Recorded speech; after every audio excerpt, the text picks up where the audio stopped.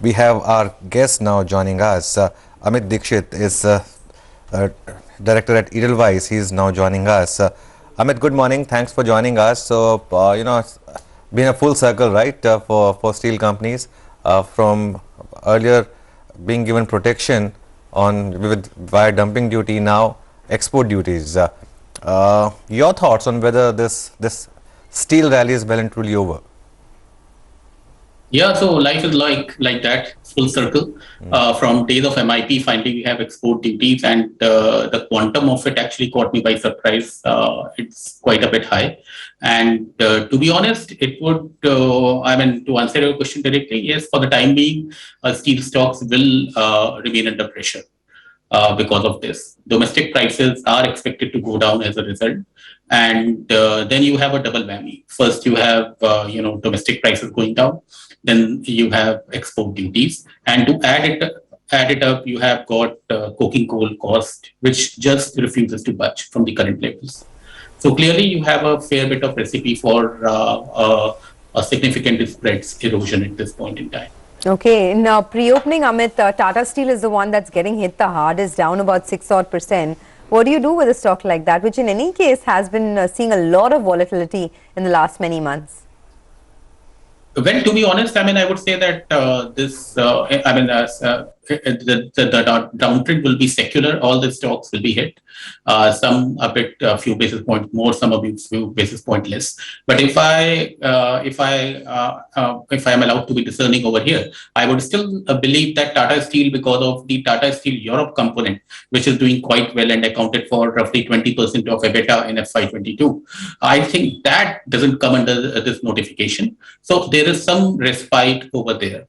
But for the other companies, well, the ones particularly that have up to 25% of exports, I think they are they are in the firing line, and not much attention is being paid to actually stainless steel. So stainless steel, I think that segment will be hit the hardest, because in stainless steel you have got imports onslaught, and on top of that you have got export duty as well. Amit, hi, good morning. Do you think this raises the specter of similar moves on non-steel areas as well, eventually? So, high prices would be a red flag then. Investors, markets like high prices, but clearly the government does not want that. So, this is now just limited to steel, but do you think it could spread? You can never deny the contagion effect. I won't like to second guess, but definitely, this has got potential of spreading across the sectors, not only steel. Okay. How much do you think, the government has also raised the export duty on iron ore from 30% to 50%, on pellets from 0% to 45%.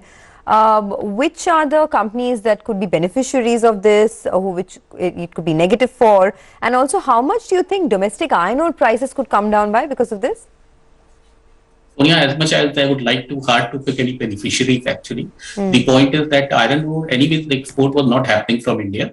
Because 30% duty was itself quite robust, and nothing was, no export was happening. What will happen though? Now they have included all the grades of iron ore and increased the duty to 50%.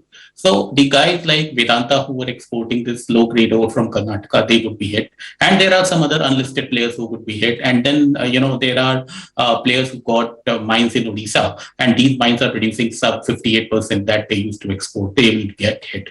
So definitely it hits everyone, and what it also does is that because of the iron ore and pellet remaining in the country, what will happen? The entire secondary value chain, actually, the realization will tumble, and that will have impact on even iron ore, and potentially impacting a company like NMDC as well. Amit, we'll leave it there today. Thanks a lot for joining us. Let's take the 9-10 calls. The pre-open has settled 24 points higher.